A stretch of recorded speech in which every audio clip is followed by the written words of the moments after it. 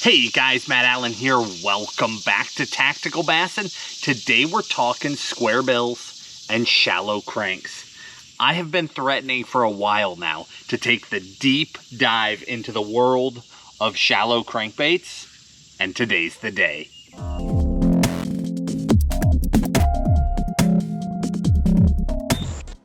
Let's jump into this thing. I am so excited to be doing this video. I've been threatening to take a deep dive, a jump down the rabbit hole into squarebill fishing, or more properly, shallow crankbait fishing, for a long time. The category continues to just explode. There are so many shallow cranks coming to market, and frankly, some of them are incredible. Some of my all-time favorite shallow cranks didn't exist a year or 2 years or 3 years ago. So the category is not only expanding, it's developing. Some of the best baits to ever come out are coming out right now. That said, the category is enormous. When we link crankbaits for you guys, when we talk about shallow cranking, it's getting more and more difficult to choose the right bait for the job because there are so many good options. That said, there's a ton of decision making that goes into which ones fit perfectly in each little pigeonhole. That's why I wanted to take the deep dive. What we're going to do today first is we're going to get muddy. We're going to get way out in the thick of it. Probably going to confuse all of us, including me. I mean, our categories, we've got oversized cranks, big squarebills, fat-bodied squarebills. These are the core of squarebill fishing, those traditional middle-of-the-road shallow cranks. Then we've got their smaller brothers. Then we've got some oddball baits. Then we've got the shallow baits. Then we've got bait finesse or micro cranks. Then we've got flat sides. Did I mention this is about to be a giant? So we're gonna get way out in the weeds. It's gonna get muddy. We're gonna make a mess of it. And then at the end, what we're gonna do is we're gonna pull it all back together. And I'm gonna pick out, and I don't know how I'm gonna do it. We're gonna do it on the fly.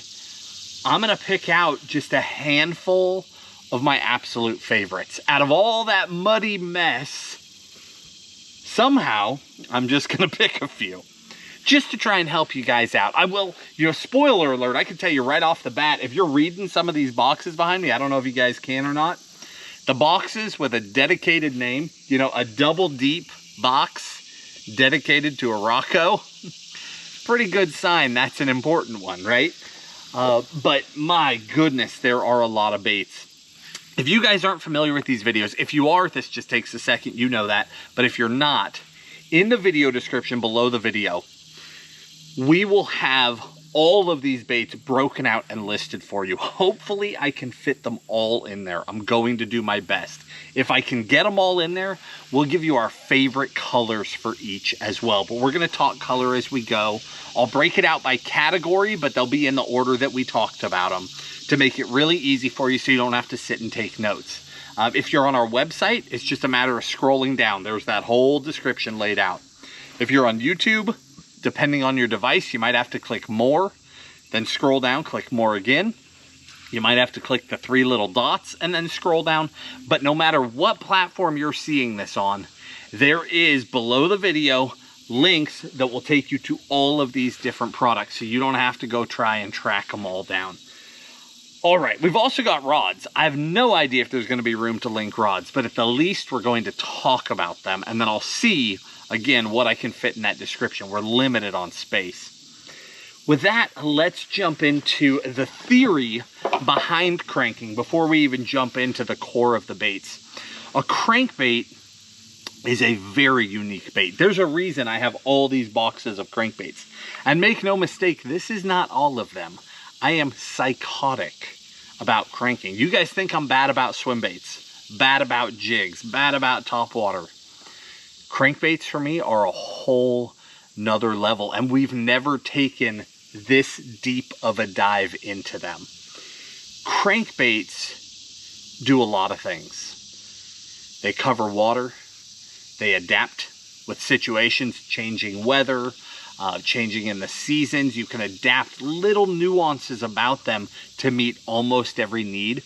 They draw a reaction strike or a core feed response in a bass, which means not only do they work on the days where a bass wants to bite, when a bass is aggressive and is in a feed mode already, they work on the days when bass are lethargic, don't want to feed, have no interest in running something down. If you know what you're doing, if you're using the right bait in the right scenario, you can actually trigger a response in a bass where whether or not they want to, they will react and still attack that bait. So you can catch fish that don't even want to eat the bait in some circumstances, and that makes a crankbait incredibly unique. Now, with that said, they come in every shape, size, color, style, depth. It's mind-boggling. We're going to take a run at this. And again, this is just shallow cranks, right? This isn't mid cranks. This isn't deep divers. This isn't magnum cranks. Those are their own animals. We've done videos on some of those subjects, but never on the shallow stuff. I think how I want to do this, let's just start with the big ones. We're just going to work our way across the categories. Actually, let's start with color, okay? And a little bit of an understanding of body shapes, although we'll get a lot more into that as we go through each category. But as far as color goes, crankbaits can imitate everything from a shad to a bluegill to a little baitfish to a crawdad. They imitate everything. So color just comes down to what you believe your bass are eating the most. If you're asking me my confidence, in the springtime, I throw a lot of craw patterns. I throw them less the rest of the year. Not that you can't pick up a fiery orange bait in the middle of summer and catch one on it. You can. But if we're going with confidence, I personally spend a lot of time in spring throwing a variety of different craw type colors. With this type color, this is the River to Sea Biggie, that's the cold-blooded color, that sort of clear red, that leads for me. That's my number one. My number two is something with that bright, bold orange on it. Talking springtime specifically. Now, the rest of the year, you know, right around the spawn, post-spawn, there's a period there where bass are really targeting bluegill. Almost everywhere across the country, because the bluegill come up and spawn after the bass. There's a little bit of overlap in there. There's definitely some warring that goes on between bass and bluegill. So there's a time in there where a bluegill crankbait is great. But the rest of the year, for me personally, I focus primarily on baitfish colors. That's where my confidence lies. Now, what is a baitfish color? That has to do with water clarity. So the clearer the water, the more ghosty I want my baits to be. A couple of examples. Like there's a Damiki, very ghosty, right? Practically see-through. There's a Spro and a matte shad. What else do we have here? There's a Shimano, just clear, ghosty, right? The clearer the water, the more I like those really ghosty colors.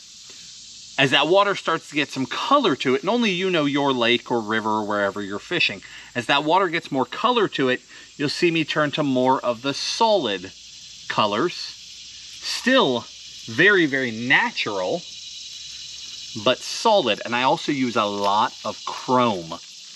Chrome black, chrome blue. I like that reflective. I think there's a lot there.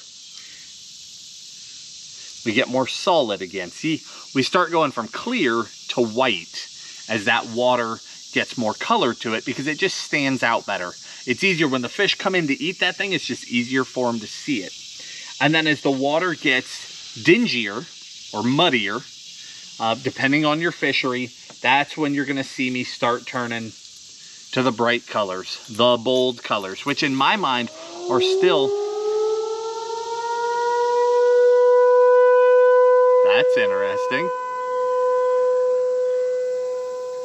Oh, you know what? Can you guys hear that? That is a tornado alarm or an emergency alarm, but they're doing testing today.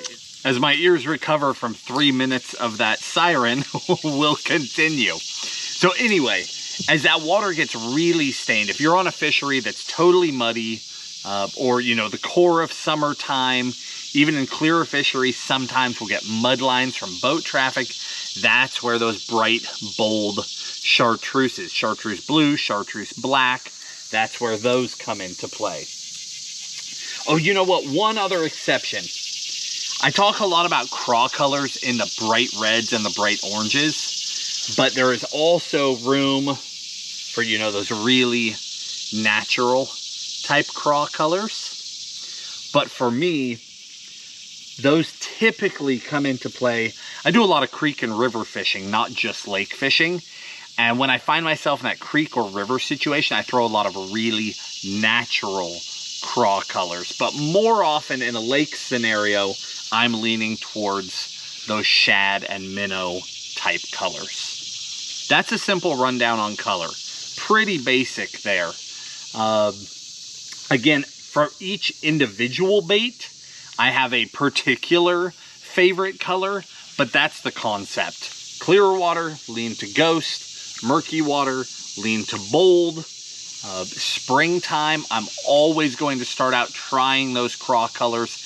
Not every lake reacts to it quite as strong as others, but I always start there and then shift back if I need to. And then of course, I mean, you know, if you're on a lake where those fish are just plain bluegill eaters, maybe you don't have shad, they just like eating bluegill, focus your attention on those bluegill colors.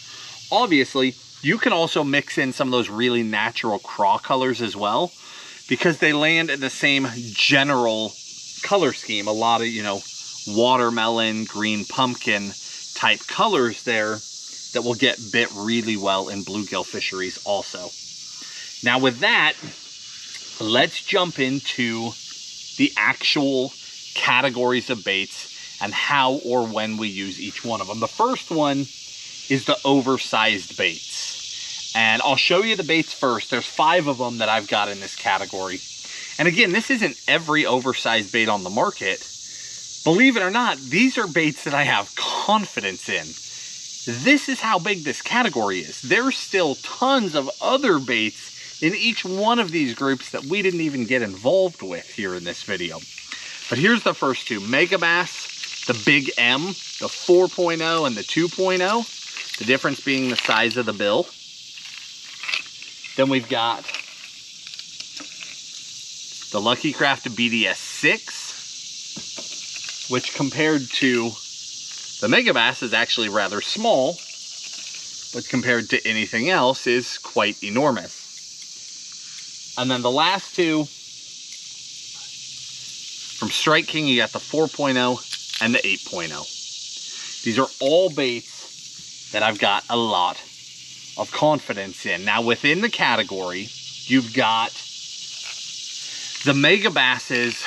You'll notice that they have a small bill, fairly narrow bodied, and they're long. Versus the Strike King, which is fairly short and fat in comparison.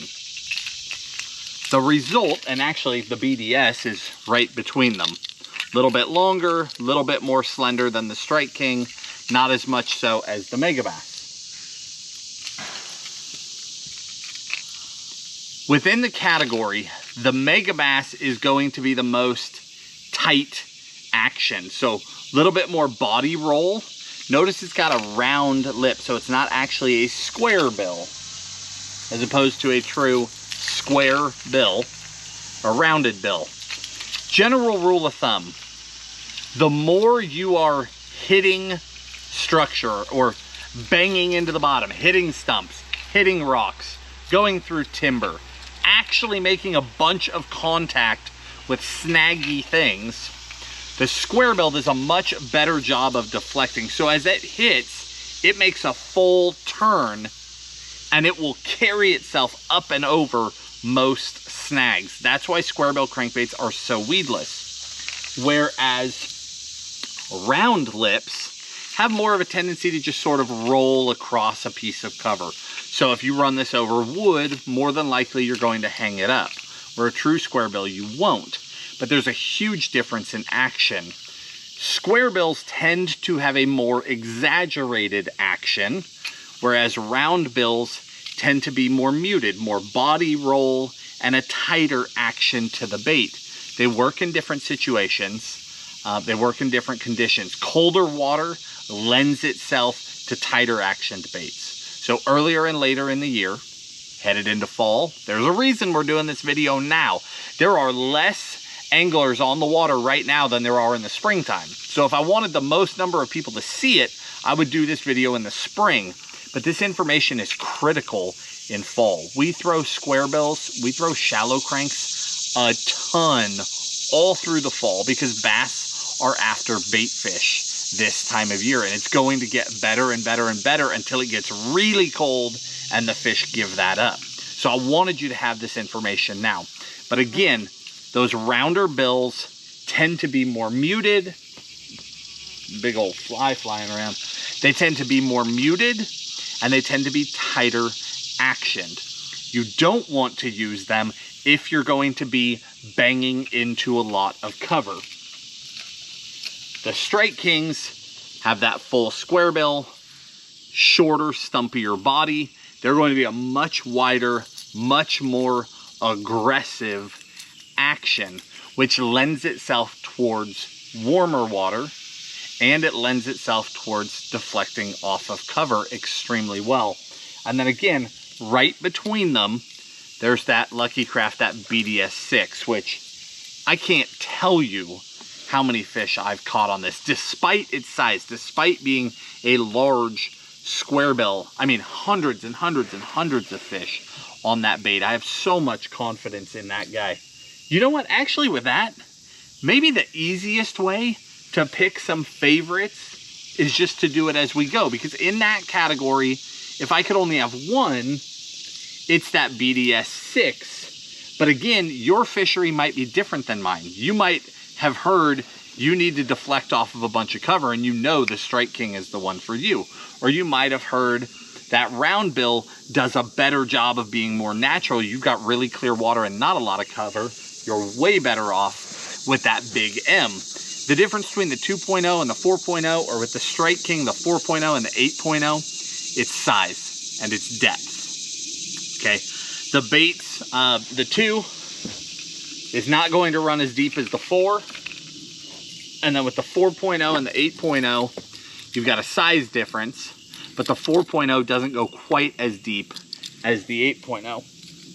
But overall, why would you throw the overall oversized square bill to start with? You're matching bait size. That's what it boils down to. If I see they're chasing a little tiny shad, I'm not throwing those.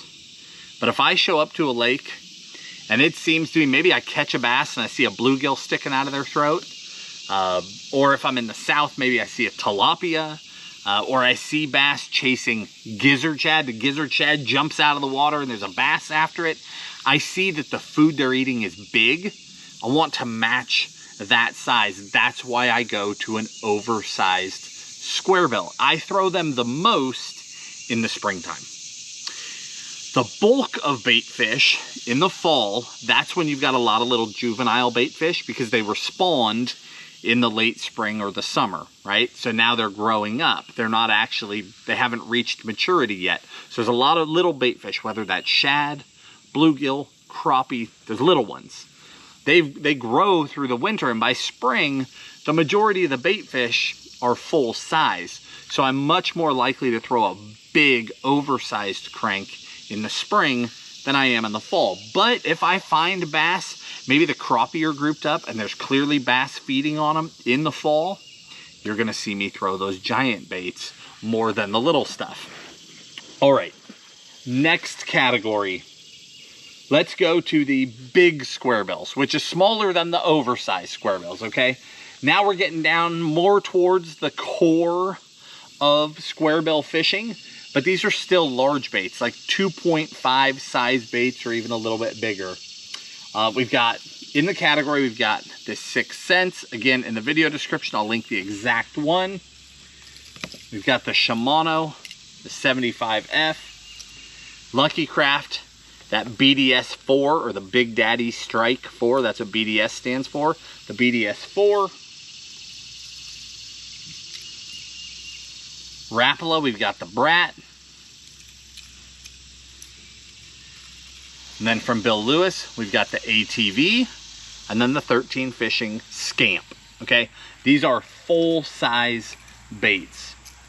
These guys, again, it's about the size of bait fish. This is the size of mature shad in a lot of lakes. There are huge differences between these baits.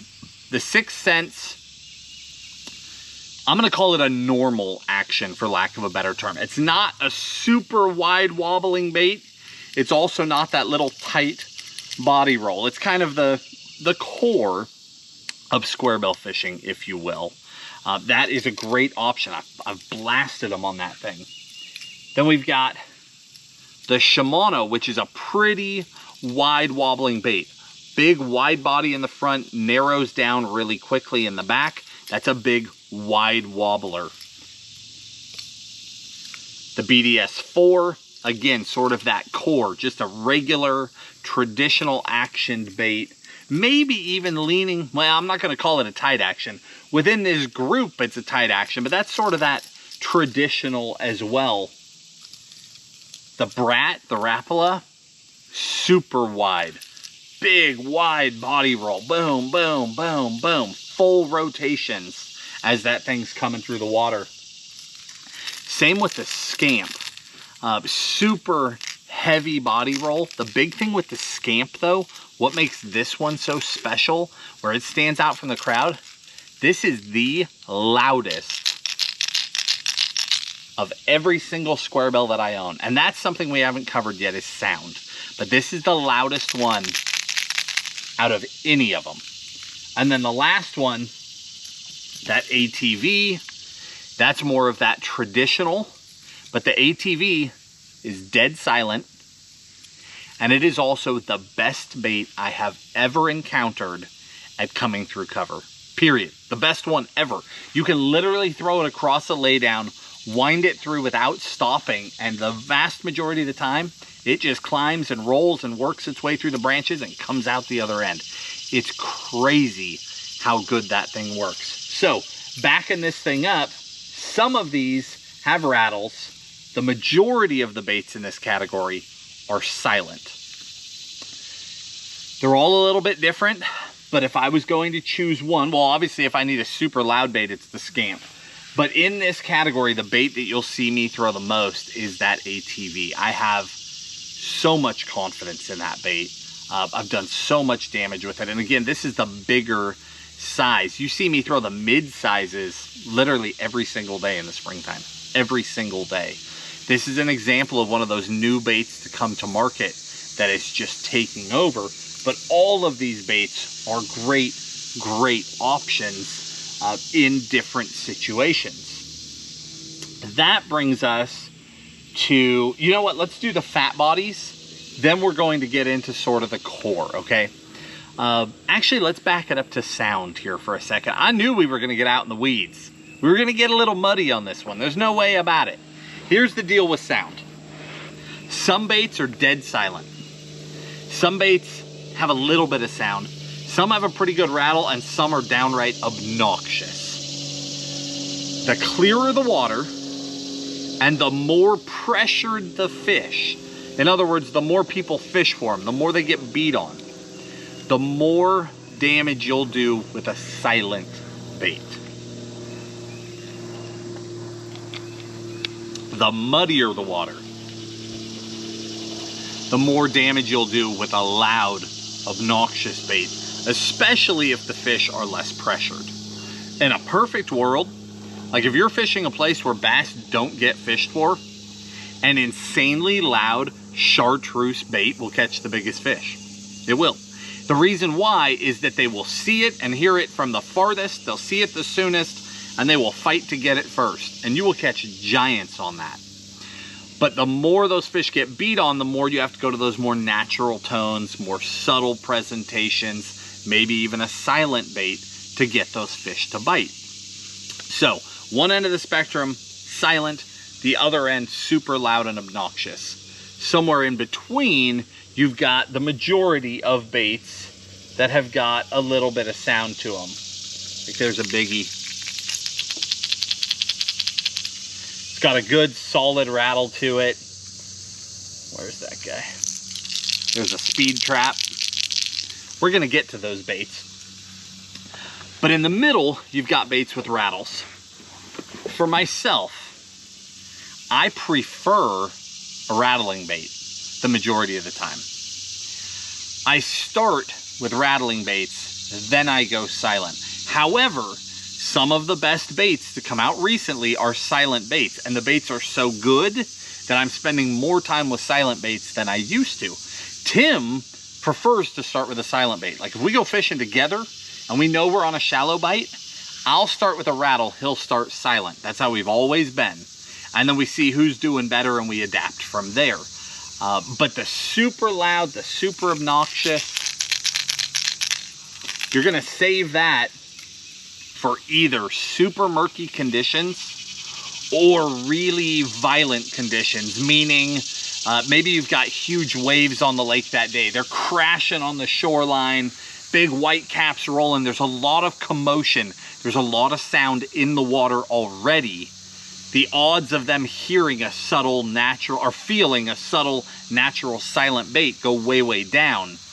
Adding in that super loud rattle, that's just more vibration. That's easier for them to hone in on.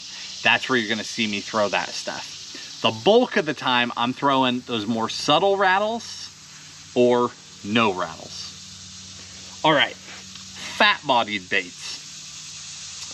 When we get into this category, this tends to be, for me, warmer water. When else are you gonna see me throw a fat body?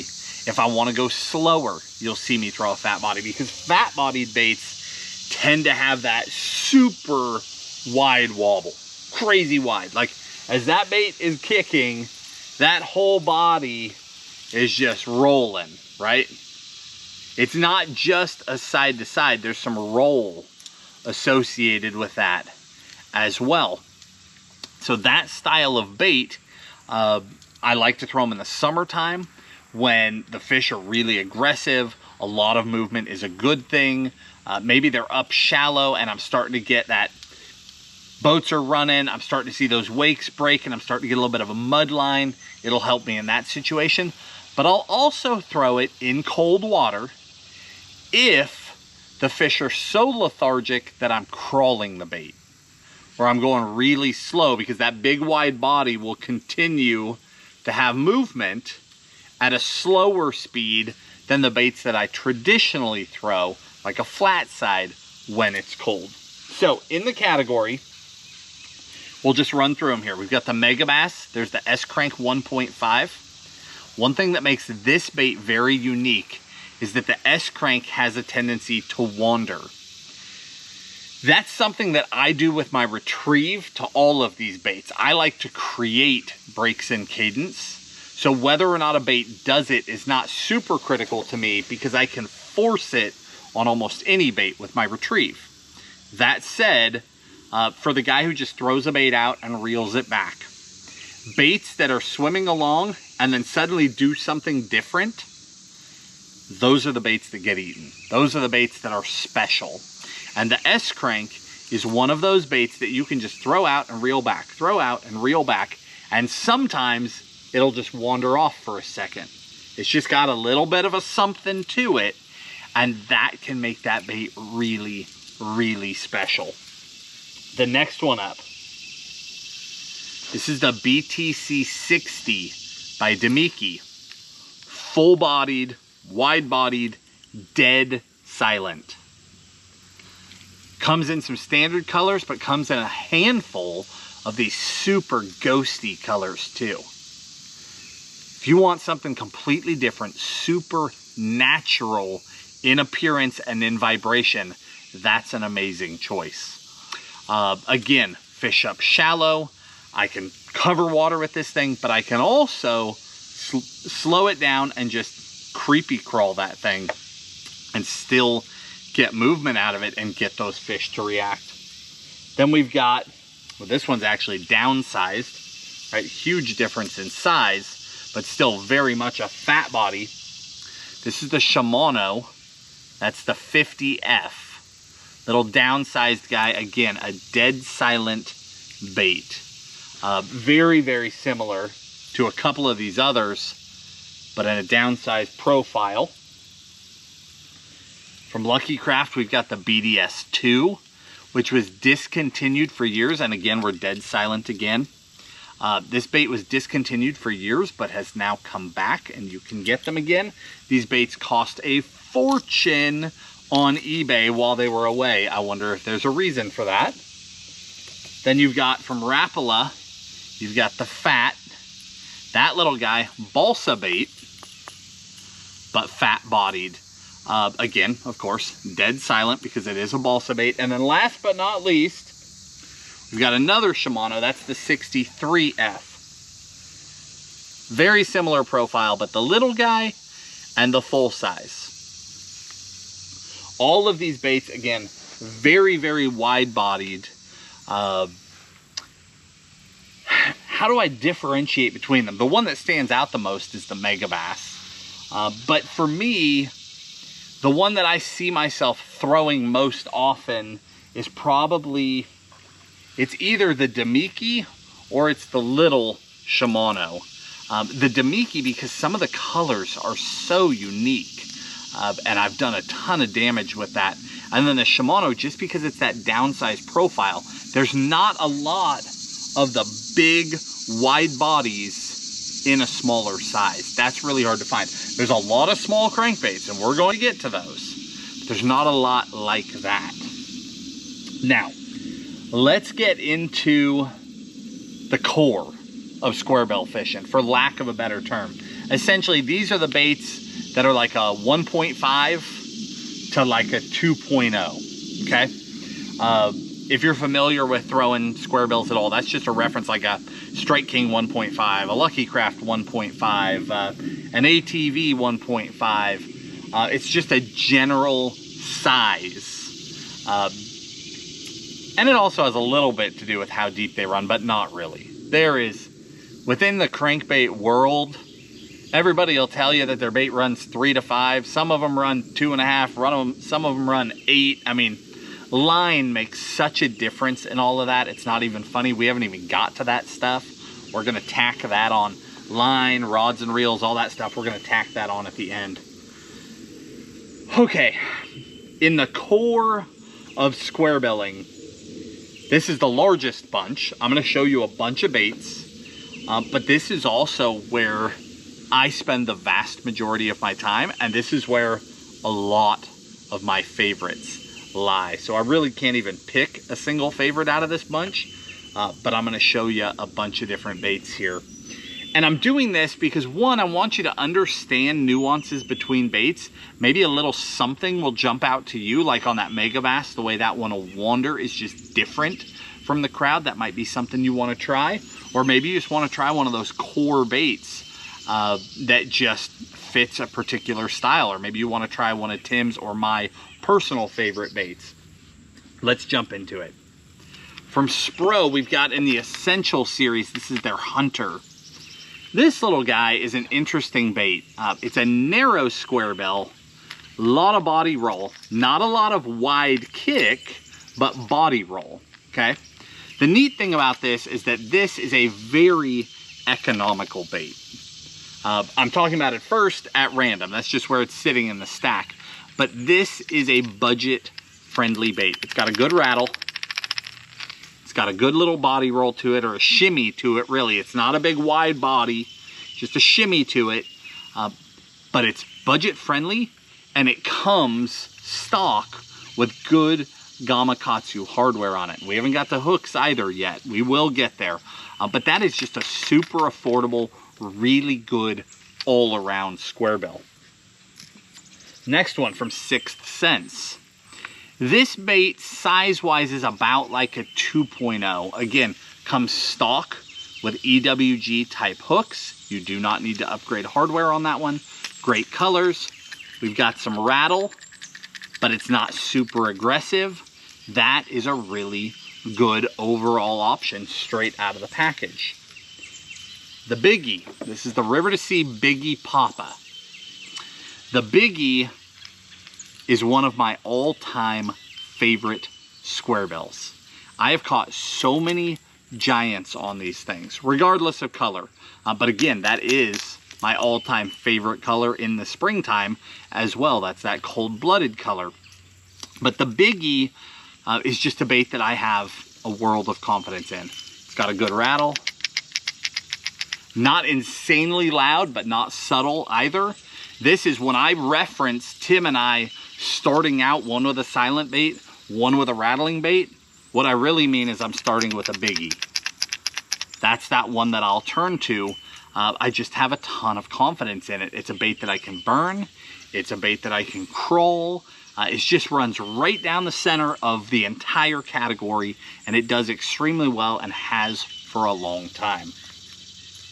Next one, we're going old school here. There's the Speed Trap. Speed Trap from Lure Jensen is a deadly bait and has been for a very, very long time. Now, a lot of baits have come out since then. There have been baits that have tried to develop off of the Speed Trap and take it even further. But the Speed Trap is just one of those baits that earned its place in the history of bass fishing. I mean, so much money has been made on a Speed Trap through the years, it's not even funny. Again, that was my favorite color growing up. It's that chrome red. I love that bait. Loud, good rattles to it, decent hardware. I would upgrade. I also personally do not use snaps. I take the time to get rid of snaps and add a split ring, and then I tie it to the split ring. Through the years, snaps have been a point of failure. It just adds something in your connection that can go wrong. So I just eliminate them completely. I take snaps off, I put split rings on. That way I know that if I somehow hook a giant, that's not going to be my point of failure. It's just a simple thing that you can eliminate. But that's just personal preference. But that is something I do. But the Speed Trap, I mean, countless fish on that thing through the years. Now, possibly the most popular squarebill of all time, I don't know, the Strike King. The 1.5 Strike King, I mean, is just a legendary bait, and it's simple. It's a silent bait. It's a fish catching bait. I do upgrade the hardware on them. I mean, they're fine. If you're a pond guy and you're catching 1, 2, 3 pounders, even a few random good ones, and you've got a good crankbait rod, you're gonna be all right. But I personally do a lot of hook upgrading, a lot, because it matters. And if you do it right and you combine them with the right rods, I mean, I'm shocked when I lose a crankbait fish, if that tells you something. If I'm cranking and I have one come off, that's not the norm. When you adjust your rods, reels, line, hooks, and you get that stuff dialed in, if a fish so much as smells that bait, they are coming in the boat. Your confidence can be that high. If it's not that high, if you're one of those guys who feels like you jump off a lot of fish, you just don't get them in the boat, it is a gear issue. It might be your rod, it might be the combination of rod and line, might be the hooks, but it's a gear issue. And you can upgrade and you can get rid of that problem. All right, next one. This is the Rapala OG Rocco. Where do I even go here? I'm not going to call it my favorite bait because I have a handful of favorites, but it is on the list of my all-time, absolute, hands-down favorite squarebill crankbaits ever made. And it just recently came out. It shot to the top of the list so fast. This one was developed by Ott Defoe. That's one of his bait designs. It's amazing. Period. Such a good bait. Silent bait. Dead silent. Like I said, some of my confidence baits that are coming out are silent baits. What makes this bait so different, what makes this bait so special, I've only been dabbling with you so far about retrieves. I've only hinted towards it a time or two. You don't just reel a crankbait in. You can throw a crankbait out Now reel it back to the boat and you will catch fish. But the guy who understands breaking his cadence, breaking your retrieve, mixing it up, you will catch way more fish. You've heard us talk about, especially with deep cranking, especially with the tactical DD, burn, burn, burn, pause, burn, burn, burn, pause, burn, pause, burn, burn, pause. We're breaking up our cadence. We're speed cranking. We're throwing 7-to-1 and 8-to-1 reels. We are making these baits move and then stop and then move, stop. Hard motions. This isn't swimming along and pausing and then moving again. This is burn, stop, turn, stop. Very aggressive movements. That's what draws that feed response out of a bass and makes them strike. What is so special about the Rocco specifically is I have never found another bait that starts as quickly as this bait. I don't know if it was on purpose. I don't know if Ott was a genius when he designed it, or if it was one of those just things that happened and you're just grateful that it happened. I don't know. I don't know the backstory of the bait. But what I know is that with most crankbaits, if I'm doing a burn and stop, I've got to crank it a few times, then stop. And that's how I get that bait to take off. Take off and then stop. Take off, stop.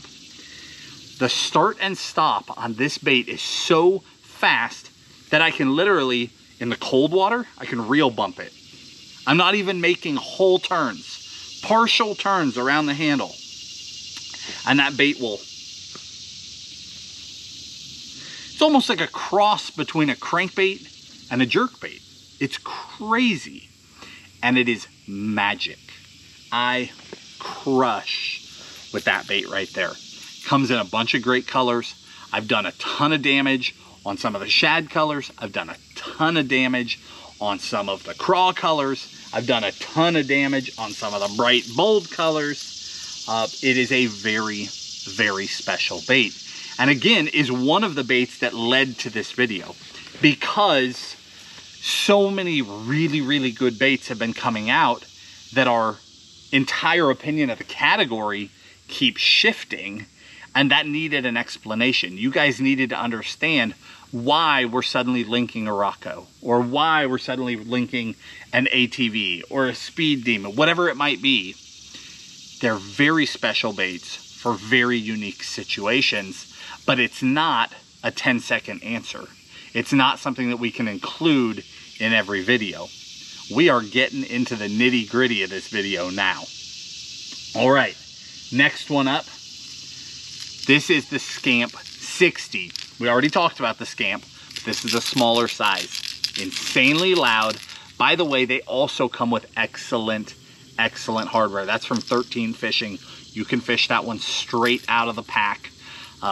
There's a time and a place for insanely loud. For me, it's usually muddy water or crashing waves. We already covered that, but there is a time and place for that. So I always, whether it's in a box full of Squarebills or whether it's in one of my, like, here's one. Quick grab Squarebill. I don't even need to know what's in the box. I just know if I might get into a shallow situation, I grab that box and toss it into the boat, right? I can't carry all this in my boat. My boat would sink. So I've got to have one of these, two of those, one of those, right? To be able to adapt to situations. And that is always in those boxes because I don't know when that situation is coming. Next one, the Bill Lewis ATV. This is the middle size. This is my bread and butter size. This is my core size. We just talked about the ATV, but again, we're jumping down the rabbit hole here. This is a bait that just recently came out in the last year. This bait is incredible. As special as the Rocco is for being able to do something incredibly unique, that's what this bait is to deflecting out of cover. I have never had a bait that could deflect off of cover like this bait. And as a result, this spring, there was a series of, like, I don't know, 4, 5, 6, 7, 8 weeks where that was like the only thing we threw. This bait right here. And really in that color. We just destroyed with it. It started out when we're testing baits, because Tim and I are insane. We buy the vast majority of things that come to market. Unless you can just tell that something is a total flop without having to spend the money, we buy it. And then we get to know it. And that's how we choose favorites. And that's how we find baits that go into unique situations. It is true tackle addiction at its finest. But when I came across this bait and I was testing it, I was seeing how it runs down the side of the boat, right? Just playing with it. And I threw it across the tip of a laydown, ran it over the branch, and it just deflected right off there. Threw it again, deflected, threw it again, deflected. Okay, tried to burn it across. So then it's gonna snag for sure. Came right through it. Well, now it's like a challenge, right? So then I throw it farther over a bunch of branches. Comes right through it. So I speed up, burn across those branches. Same deal. I'm now throwing across 2 entire laydown trees and it's coming back to me. So then I'm thinking, well, a bait that can deflect off of everything is going to deflect off of a fish's face too. But I went and tried it. Hookup ratio is awesome. It's insane. What it is, it's a combination of body shape and bill angle, and it is very, very special. This bait is such a home run hit, it's not even funny. Subtle sound, very subtle. I don't know if you can hear it, but it's got a sound, and it will come through anything. Stump fields, laydowns, rock, anywhere where you're going to be deflecting. Mid-size crankbait, that's the best squarebill I've ever run into for the job. Next one up. Man, these are heavy hitters just in a row. Another newer bait. This is the Spro Speed Demon. Little heads up here. It has a dedicated box, okay? The Speed Demon is one of those baits that I feel like there's that Lure Jensen from the days of old. Speed Demon, a little more subtle, but plays in that same sort of a category. And what I mean by category is the name says it all. Speed Demon. This is a bait that is a burner. Throw it on an 8-to-1, stop and go, cover water. Just burn, burn, burn, burn, burn, burn, burn, burn, burn, burn, burn, burn, burn, burn, burn, pause. Burn, burn, pause. Burn, burn, burn, burn, burn, burn, burn, burn, burn, burn. Just tearing up the water. All through the fall transition, going into fall, that is my confidence bait for covering water and locating fish. Because in fall, bass group up on the bait fish. The result is that there are vast areas with no fish, or just one here, one there. You're looking for schools of fish. The only way that you can find schools of fish is to cover a ton of water. In order to cover a ton of water, you need a bait designed for speed, and that is a very, very good burner bait where I'm just flying down the bank. Really, really good option. All right, we've got the Lucky Craft 1.5 silent bait, where the Strike King is most people's like bread and butter bait. And actually, as I'm seeing it, I said 1.5 earlier. That's actually the 1.0, but the 1.5 is that main core bait. But this is the Lucky Craft 1.5. And this, for Tim and I, was a core bait. I mean, thousands of bass caught, literally thousands of bass caught on that silent Lucky Craft 1.5. Moderate actioned, dead silent, great for covering water, just a really good, reliable bait. Okay, where are we? You know what? These last two are actually going to go over here, which means that that is the end of the core category. Now, as far as picking a favorite, you already know that I can't do it. A handful of my all-time favorite baits are right there. but each one of them does something completely different, right? The Biggie, it's got that sound, covers an insane amount of water. The Rocco, that startup, that start and stop, like nothing else I've ever seen.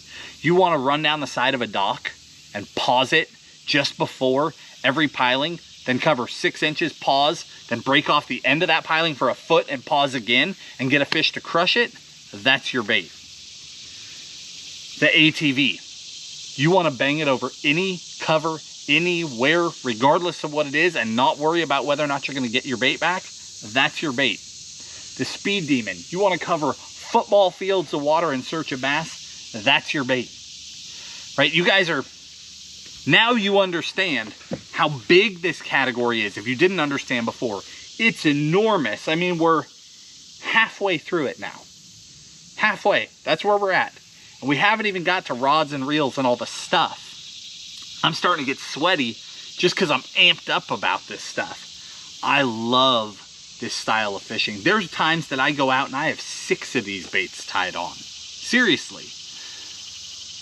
I'm very, very passionate about this style of fishing, and it's for a reason. Not only does this put a ton of fish in the boat, it puts absolute giants in the boat. All right, the next group is going to be those downsized core baits, okay? I've got 6 of them. Most of them are going to be familiar. The Biggie Smalls, so the downsized version of the Biggie, but everything else about it, exact same. Good rattle, great all-around bait. The little Bill Lewis ATV, the little guy. Again, everything's the same. Perfect hardware, incredible deflection, just downsized profile. Now we're talking about going into fall, those smaller bait fish, where you're seeing me throw the full size in the spring. A lot of times you'll see me throw the downsized in the fall. Same with that Biggie. Okay, are you with me? Next one, the Rapala, the Brat. Same deal, that downsized Brat. More of a wide body, but it's not an extreme wide body. It's a very interesting bait. It is a proven fish catcher, and it comes in some very, very unique colors. Like that's a color that I really can't get in any of my other baits in the category, but a downsized profile, pushes a lot of water, very, very unique bait.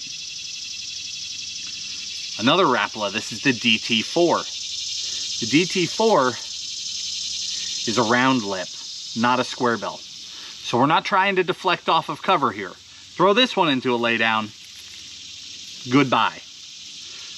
The bait's got a subtle, like high-pitched glass rattle to it. Very unique rattle. Hopefully you can hear it over the nature sounds around us. Very, I guess the best word for it is natural presentation out of this crank. Tighter actioned, very natural swim, not wide at all. High-pitched rattle, so a subtle rattle. Great overall profile. When I throw this bait, it is always in the natural tones. Like that's live river shad. Always natural colors. I'm going for a very natural presentation. I'm throwing this when the water is clear and there's not a lot of junk up there. I'm just trying to cover water. I actually throw this in river situations a lot, where maybe that river is like a 6 to 8 foot bottom and I want to run up off the bottom and just fan cast and just cover water. That's a great choice. And then 2 more for you, although they're related, from Megabass. The Super Z series. This is the Z1 and the Z2. The difference here, this is not a true shallow, but I'm letting it in because it doesn't run very deep. The Z1 is a little square bill. The Z2, a little bit larger, round bill. These are incredible river baits. Now I say that, I throw them on Chickamauga all the time. Blast fish on them, but the peak of it for me, if we go river fishing, if Tim and I are in the jet boat going somewhere and one of us doesn't have a Super Z1 or 2 tied on, something is wrong. These baits work so good in that environment. They're great imitators of downsized baitfish and crawfish. That little cotton candy color is such a deadly little imitator. And then the cool thing about these is, as small as they are, they've got a little transfer system in them. So they actually cast. Hear that thing? You can, even though it's a tiny little profile, you can actually send it and it will actually cover water, which, as we get into the smaller and smaller baits, being able to get distance out of them is a huge deal. And those are great functional baits for covering water and catching fish. We got 4 categories to go here. And some of these are my favorite categories. Let's do this little guy first though, because this is just sort of a little sideline. Oh, got myself hooked. All right. These are just 2 little oddballs is what I'm gonna call them. Baits that don't really fit the mold. This is from Nishini. This little guy, we're going to get to the bait, so I'm not even gonna get into the bait. But this particular version of the bait comes with this modified willow leaf blade. And it is just designed to sort of roll down there below that bait and give it a completely different look. I have seen this bait absolutely crush fish that have been beat on. Sometimes you just need to look different. That's all there is to it. These 2 are interesting baits for that. This one is the 13 Fishing Jabberjaw. Okay, the Jabberjaw has a loose blade. See that? That blade knocks the body and is more like a chatterbait than anything else. It's like a combination squarebill crankbait and chatterbait. So these 2 don't really fit into any category, but I wanted to throw them in there for you because they're very unique baits, and sometimes you just want to try something different. And those are really good options in that different category. There's a lot of different baits, but those are 2 that are proven fish catchers. All right, next up, let's go super shallow, okay? This is a category that you need to know about right now. This is the core of Tim and I's fall baits. Fall, again, downsized presentations, but also dirt shallow presentations. In the majority of lakes in the country, you might have a highland reservoir somewhere where they just don't seem to run them shallow for whatever reason. Maybe. But in almost every lake, anywhere in the country, in the fall, before it gets too cold, bass corral baitfish, and some of them get corralled shallow. Backs of pockets where they can hold them, and the bass are just ambushing those things. Sometimes you see that going on and you just cannot figure out how to catch them. One of the best tools to unlock those fish and to start catching them is the ultra shallow, tiny little squarebills. Okay, I've got 6 baits in this category and they've got different purposes. The first one here, Demiki. This is the BTC 50. This is probably my favorite all-around bait in the category. Tiny profile, super shallow runner. Here's the thing, until you're in the situation, you don't know how critical shallow running is. The vast majority of these baits we call shallow, but there's a huge difference between a 3-foot diver and a 1-foot or a 2-foot diver, or a 0 diver for that matter. If the bass are chasing bait and they push them into a pocket that's either got grass in it, or grass that has died laying on the bottom, or leaves collected on the bottom because the leaves are coming off the trees, if you touch the bottom, you're covered in junk, period. And you're not fishing. Not only that, you can scare the fish right out of those shallows because the bass aren't comfortable being up there in a foot of water. They're there because their food source is there and they've got them trapped. But they don't necessarily want to be there. So it's very easy to scare the fish out of there. So if you hook up a bunch of muck and drag it out of there, you might run the whole school of bass out. Or if you snag it up really bad and break it off and there's a loud pow, you might scare the whole group out of there. Again, that's the power of the Squarebill. You can throw it in those shallows, deflect off of everything, never get snagged, and with the right baits that truly run shallow, like a BTC 50, you're able to target those fish effectively without spooking them. What I like so much about this bait, great colors, dirt shallow runner, perfect in a foot or two of water, and it's got a super subtle rattle. I like sound. When they're chasing those bait fish, you need something to stand out from the crowd. But it can't be super loud or you'll spook the fish. So I love that subtle rattle. That's a special bait.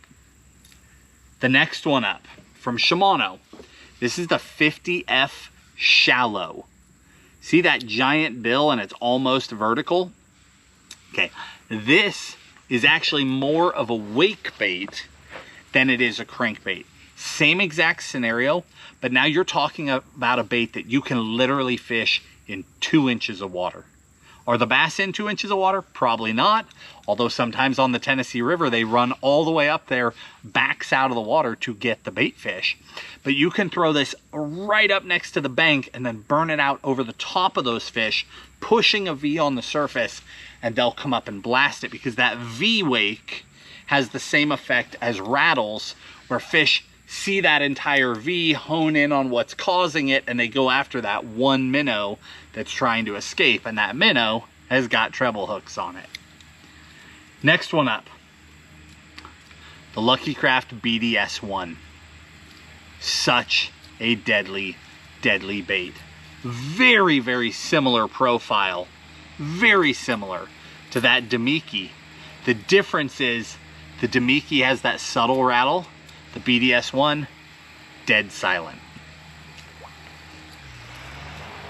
Next one up, from Spro, we've got the Outsider. Phenomenal hardware on this bait. This little guy, I would say it's gonna shine 2.5 foot. That's where that one's really going to shine. And that is a very unique bait. It's got a really good wobble to it, like a wide body wobble to it, and they react really, really well to it. Then we've got this little evergreen, the CH1. This one, we're talking about like a 1 to 1.5 foot diver. It's got a rattle, a little bit louder. You're going faster with this bait, burning and stopping.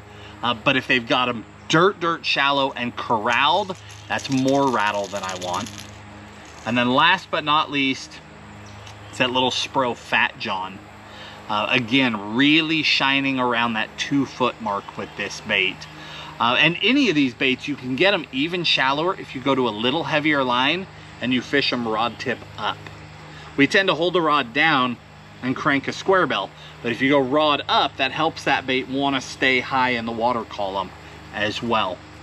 That entire category is full of winners. But probably the two that are most unique for me, again, are that Demiki. It's just an all-around incredible dirt shallow bait. And then that Shimano as a true surface waking type bait. You're not going to get it to run more than 2 or 3 inches below the surface. It really wants to push the top. All right, that brings us to bait finesse, or the little tiny finesse baits, and then we'll end with the flat sides. For bait finesse, I've only got 3. Very small category for you, but a category that is growing, and all 3 of these are baits that I've already crushed them on. First one, the Demiki, the little Disco 40.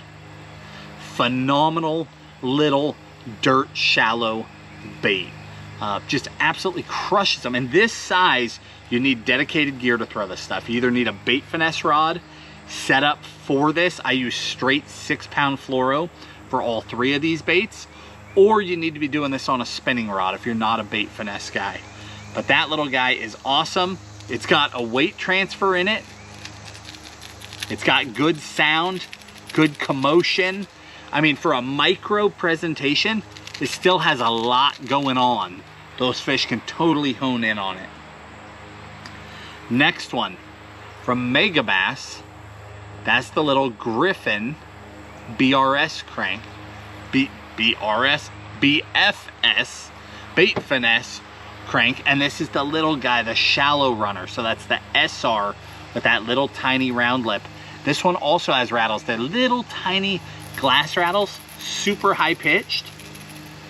Absolute fish crushing machine. I have done so much damage with these since they came out in the late summer.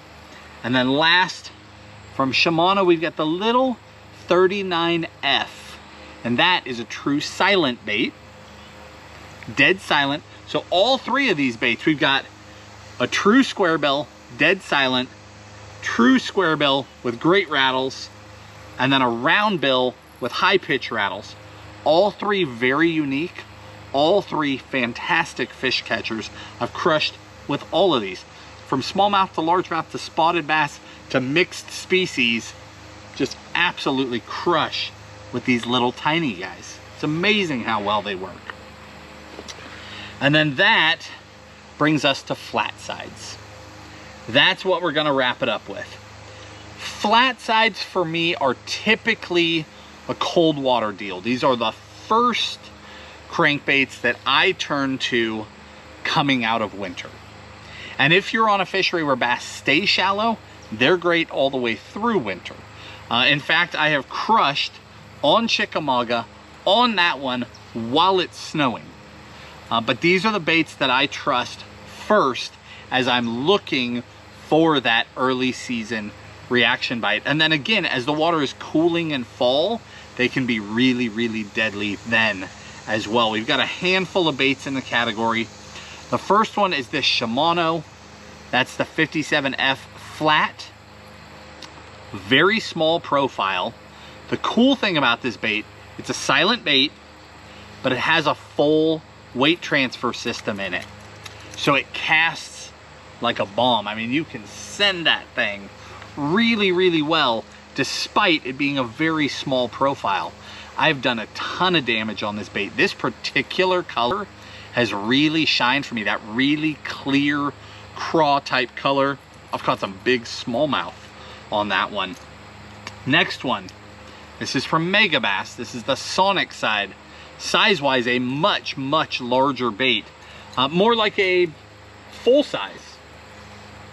It's a full size squarebill, but in a flat side presentation, and it's a silent bait.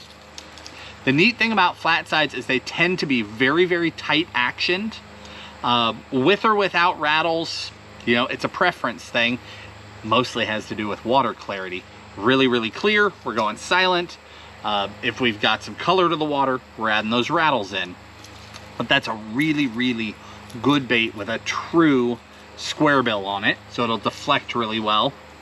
Then from Spro, we've got the Little John, and we've got the Little John Type R. So this is the Little John. This is the Little John Type R. Visibly the exact same bait. The Little John, though, has this subtle ball. I don't know if it's a rubber ball. I don't know what it is, but it's this super deep, very low thud. Thud, thud, thud, thud, thud. It's not a rattle, but it has a vibration in there. Then you've got the Type R that's loud. Okay, so two ends of the spectrum on that Little John.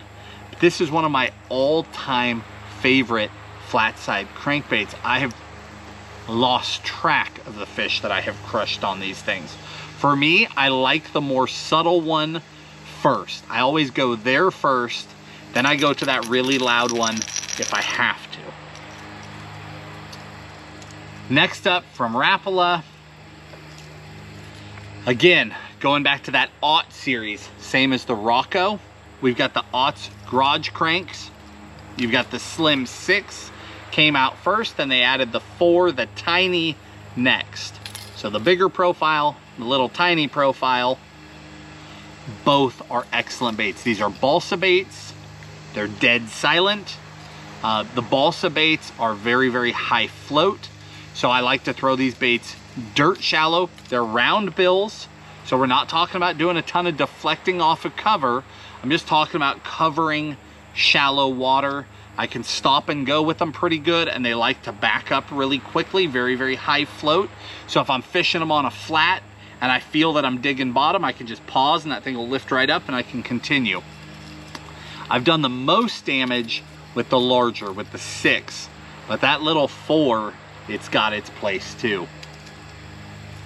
And then that brings us to these last two, which are sort of an in-betweener, for lack of a better term.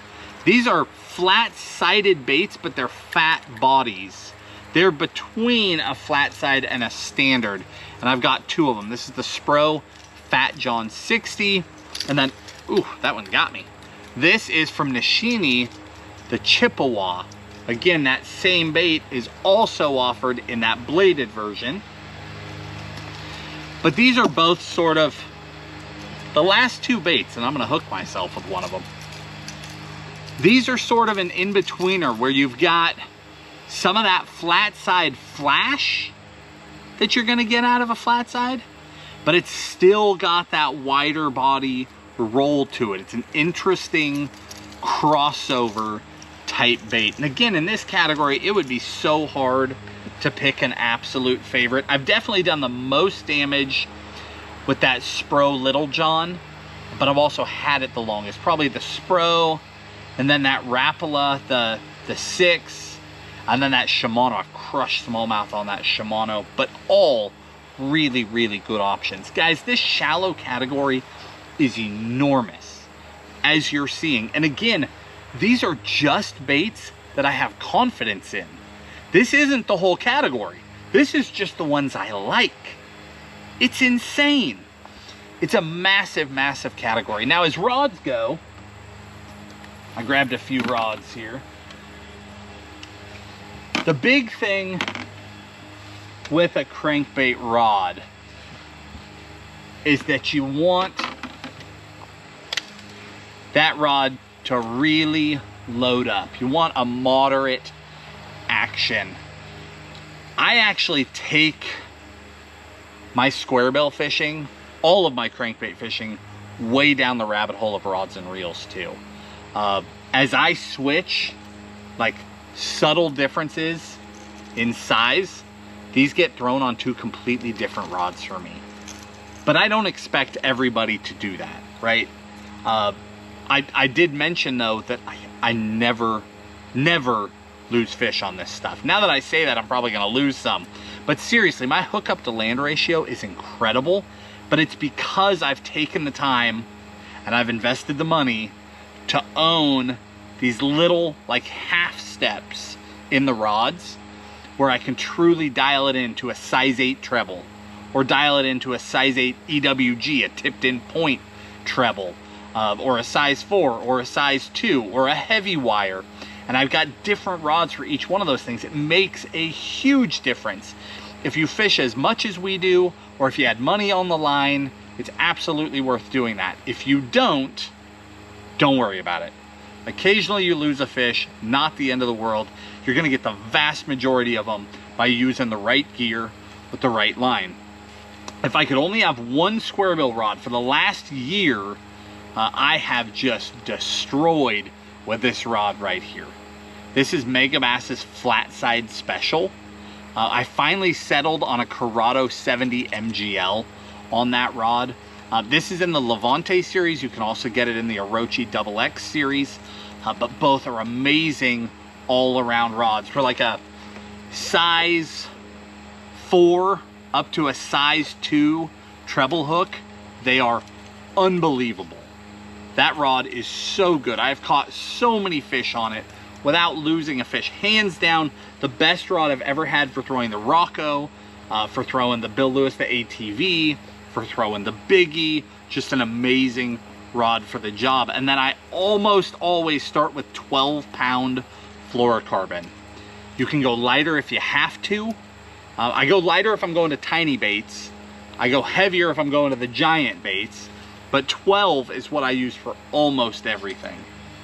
Now, another great option is this guy right here from St. Croix. St. Croix's got a ton of crankbait rods. This is the 7.2 medium moderate. It's a fantastic all-around rod.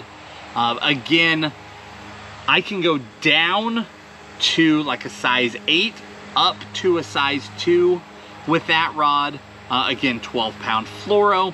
This one I've got, this is a Daiwa reel here, and I've got that Daiwa, that hidden fluoro, that green fluoro that I've talked about on there.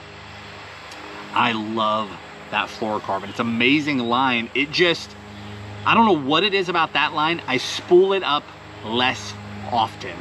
And then this line, this is the Sunline Crank FC, specifically designed for crankbaits with a little bit of extra stretch where it'll bow up on them. When I really hit those fish, I can load into them a little bit extra with that.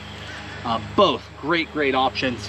Now in the St. Croix, there's also a really good budget option in the Mojo glass line. And again, it's that same 2.7 medium moderate, but it's more budget friendly.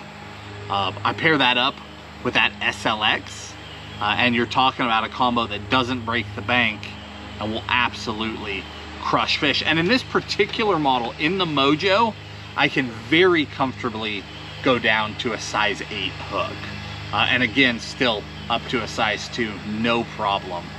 It just loads a little deeper because it is a glass rod. It loads a little bit deeper into the blank and just will do more things well. And then last but not least, on the bait finesse side of things, there's a few different bait finesse rods that I'll throw. There's a Corrado BFS, 6-pound fluoro. That's that hidden fluoro again. But from Cashin, this is the 7-foot light. And I really like that light action. And it is light, man. I really like that light action with 6-pound for all of those little tiny downsized treble hook baits, top waters, jerk baits, crankbaits. For bait finesse fishing, that's a fantastic all-around combo. As far as hooks go, the squarebill or the shallow crank is one of those baits that fish tend to engulf. They tend to fully eat. So it's a category that I am okay with tipped in points. Be that, you know, like a Gamakatsu EWG or an Owner ST56 if I need a heavy wire hook. There's a handful of really good hooks, a handful of them. Some baits you need a round bend, so a point that sticks up straight. Baits like a topwater or a fish will slap at them. You don't want those points tipped in. If you tip them in, you hook less fish. But a bait like this is a bait where you're gonna burn it and pause, and when you pause, the fish will fully engulf the bait. In that situation, a point that is tipped in will still hook up extremely well, but your hookup to landing ratio will skyrocket. If the points are curled in a little bit, be that somewhere in here, I saw the VMCs. I've got them on something right here. Whether that's a VMC where that whole point is just sort of rolled, or whether it's a true EWG like that, where that whole thing is angled in. Regardless of which one it is, and again, in the video description, I'll link, I told you I upgrade my split rings. I'll give you the split rings. Hopefully I'll give you the hooks too. We might be completely out of room in that description. I don't know. We're gonna start and do these in order. So through the crankbaits, then rods, then hooks in that order. If they don't fit, the hooks fall off first. If the rods don't fit, they fall off too. We'll see. I'm gonna get as much in as I can for you guys. But this is a giant category. You guys can see that. But it is a special category. It crushes fish in the fall. It crushes fish year round, but it really crushes them right now, which is why I rushed to get this video for you now instead of in the spring next year, which is when I thought that I was gonna sit down and take the time to do it. Guys, it's a giant category, but it's a special category. You'll catch a ton of fish. You can also catch absolutely giant fish doing this. And anybody can do it. Learning to mix up that retrieve, break it up, use baits that are erratic will just take it to the next level. But even if you just chuck and wind, you're going to catch fish. It's a really fun way to fish. And I don't want you to ever have to do this. Ever. You don't need all this. I have confidence in all these, but you should see what I had to buy to get the confidence in these. I had to find all those duds. I want you just to take the best of this. The ones that fit your style the best, whether that's a core bait or a single oversized bait, or maybe you just need one really shallow crank or one BFS crank, whatever it is that jumped out at you. You don't need all these. One here, one there, you're done. Go out there and fish with confidence, because this will work for you no matter where you live or where you fish. This will work. Guys, I hope you enjoyed the video. If you did, hit the like button, subscribe to the channel, and we'll talk to you soon.